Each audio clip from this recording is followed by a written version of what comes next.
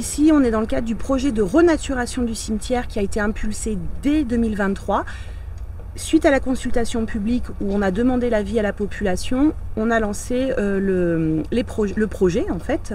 Et sur cette trame-là, on a été sur un abattage des Camicyparis, donc les cyprès qui étaient dans un état sanitaire pas exceptionnel.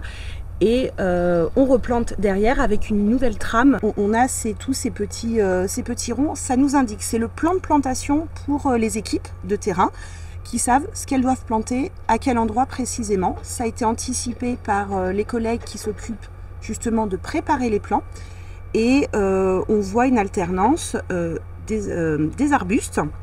Les arbres aussi sont nommés alors avec leurs initiales. On fait grâce des petits noms latins.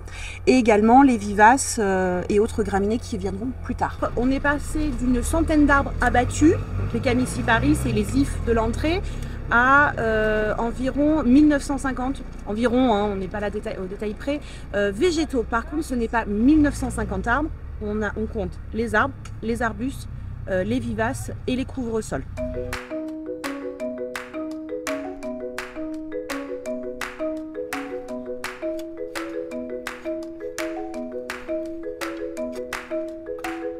C'est-à-dire que quand vous avez un peuplement monospécifique, c'est-à-dire toujours la même espèce, dès l'instant où une maladie arrive, en fait, ça contamine tout le peuplement. Donc, problématique, il faut intervenir. Là, l'avantage, en fait, en mettant en multistrates, donc différentes hauteurs de végétation, arbres, arbustes, couvre-sol, vivaces, et également multispécifiques, il y a un pathogène qui arrive. Le problème, c'est que le taux de contamination est très important. Donc là, il s'arrête à 1 ou 2 individus, ce qui est plus facilement gérable. On sait très bien qu'on a des essences qui sont plutôt emblématiques du Limousin et qui commencent, on le voit dans nos parcs, à peiner puisque le changement climatique est bien là et est bien réel. Un arbre, on ne le plante pas pour en profiter dans 1 an ou 2, mais bien dans 20-30 ans. On est sur une démarche beaucoup plus longue. C'est un lieu de recueillement, c'est pas un parc habituel, hein.